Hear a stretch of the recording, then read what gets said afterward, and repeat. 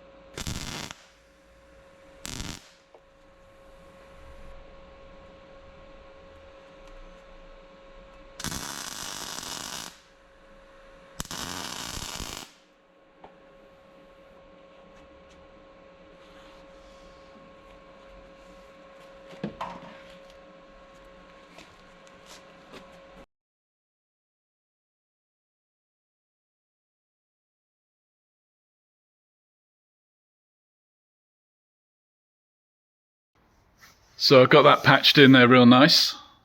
That welder does burn in some nice welds. Got it on the back side as well. Pretty happy with that. I'm not going to grind those down. I don't see the need. Filled in that gash on the side there and ground that down real nice. That smoothing disc on here is actually more aggressive and easier to use than the 9-inch grinder. Got these little tangs whichever were put on there for a tow bar or whatever removed. Getting ready to go ahead and rust proof the back end of the chassis. Just need to go over it with the wire brush. God, I don't know if I'm a Lincolnshire or Norfolk boy anymore. Wire brush. Anyway. So these shock absorber mounts, they're not original. I don't know what's going on there or why they're like that, but they've got to be replaced anyway. Maybe not the mounts, but certainly the shocks. So I'm just going to go ahead and take those off.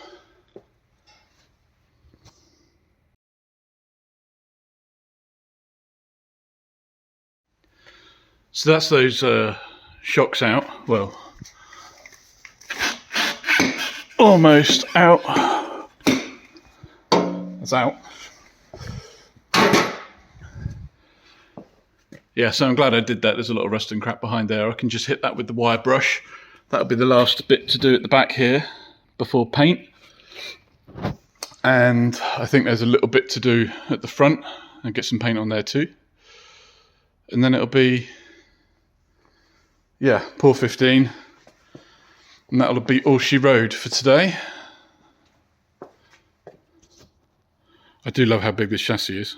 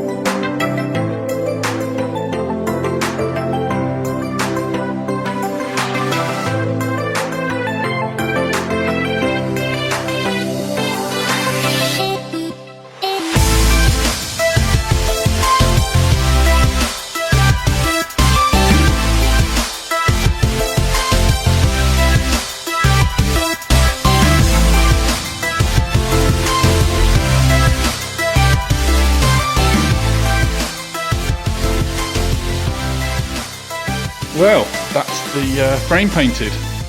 I never know whether to say frame or chassis. In England we say chassis, in America everyone says frame. Interchangeable words, digression. Anyway, I really have put a lot of that POR 15 on there. That bit of the floor's never going to rust now. There's quite a lot of drips underneath, which are going to need addressing. I'll just go over it with the DA and get them down before I put the dark grey on it, which is what I've decided to use for a top coat. And then all these pieces like this, I'm going to address those when I change the suspension, which I've decided I'm going to do.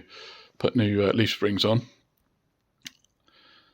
keeping the ride height about the same, if not a little higher. Everyone's going lower. I think I'm going to go higher, just because I like that look, really. Anyway, I'm going to put put everything to bed. Can't leave it like this because it's in the way. I'm pretty happy with how it turned out. Well, it's the next day. Paint is still on there, of course. Actually goes off really quick. Pretty happy with it. And it's all looking really, really good.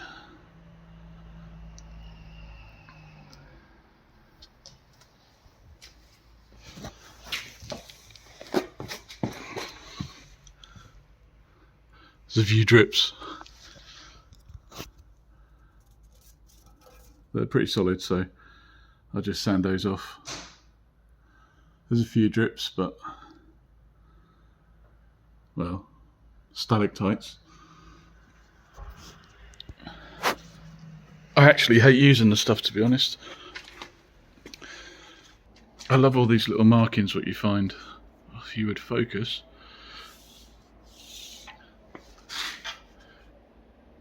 I love that stuff. All going to get covered up and never seen again. Some manufacturing mark which meant something 70 some odd years ago.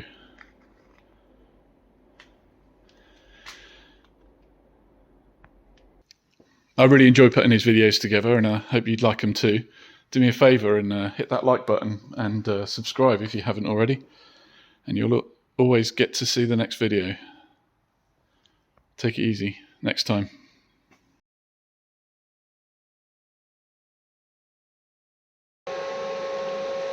Paul from Tootall Designs came up with this logo for me. Kind of gave him an idea about what I wanted, and he's got a pinstriping company, and he's going to be doing some paintwork on the doors when we get to that stage. So thanks for that, Paul. I'll put a link to his Facebook page in the description there.